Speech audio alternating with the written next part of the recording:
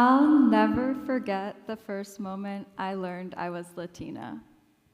I was 6 years old, sitting at the kitchen table with my dad while he filled out a US Census form. When he got to my name, he checked 2 boxes, Latino and white. I looked at him, his sunburned tomato head, yacht rock playing faintly in the background, and I told him, "Dad, no way you're Latino." My dad cracked up. "I'm not," he said, "but your mom and your grandma are. That means you are too." At 6 years old, this didn't make sense to me. Yes, I grew up with my abuelita, my grandma's, stories of Costa Rica, and my mom smothering me in Vicks VapoRub when I was sick. But I didn't grow up speaking Spanish. I was what people online now call a no sabo kid, a term for someone whose go-to Spanish phrase is no sabo, which is an incorrect way of saying "I don't know" in Spanish. I also carry a white privilege that many Latinos, or Latines, don't have, and I've wrestled with that guilt. I'd hear about the discrimination that my family and many others faced. I'd see stereotypes on TV that didn't look like me.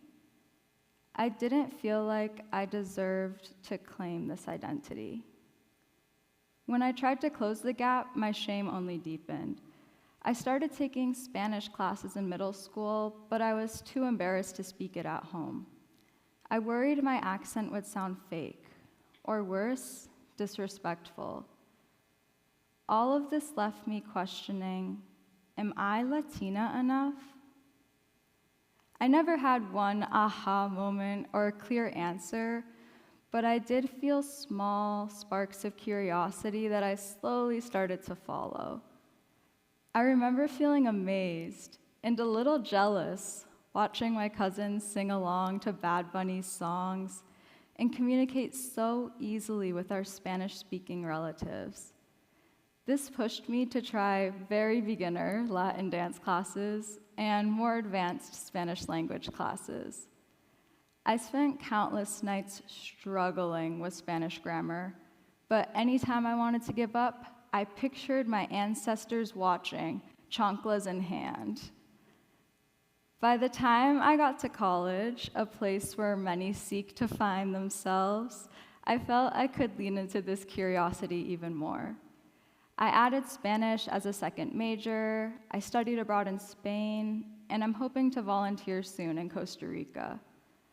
I practiced speaking Spanish until I could finally call my tias my aunts, without blushing whenever I messed up a verb tense, at least most of the time. I also started noticing the bigger conversation online. Even in pop culture, people argue if celebrities like Jenna Ortega are Latina enough.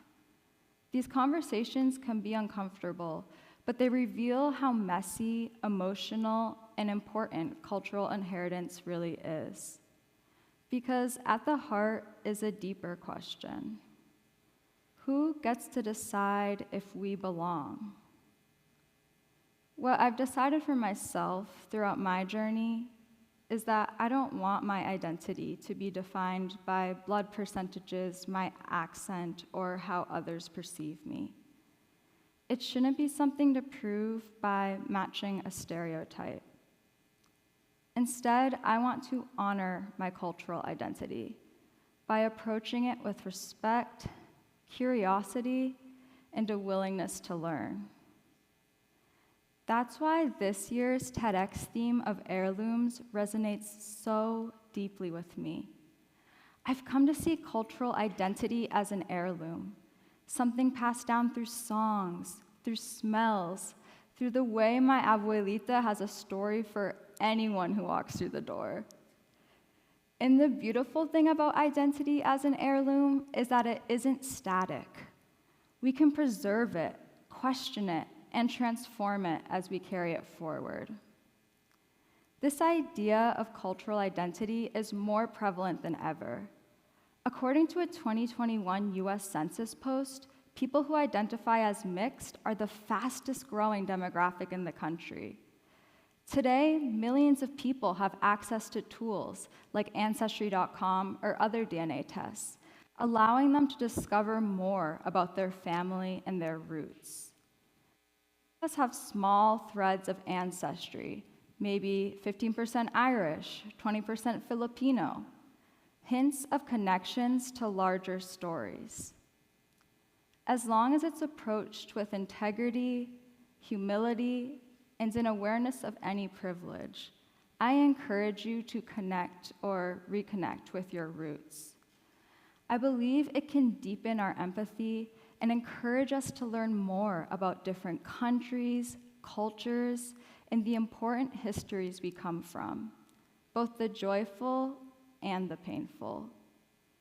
When we do this, we start to see identity not as a box to check, but a bridge that links past and present, self and community.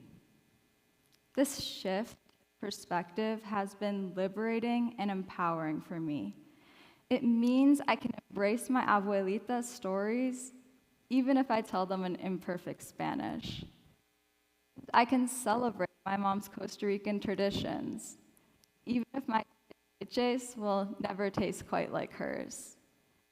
And if I have children of my own one day, even if they don't qualify for a box on a college application or survey, I want to pass on the cooking recipes, the Spanish language, and my own journey of learning.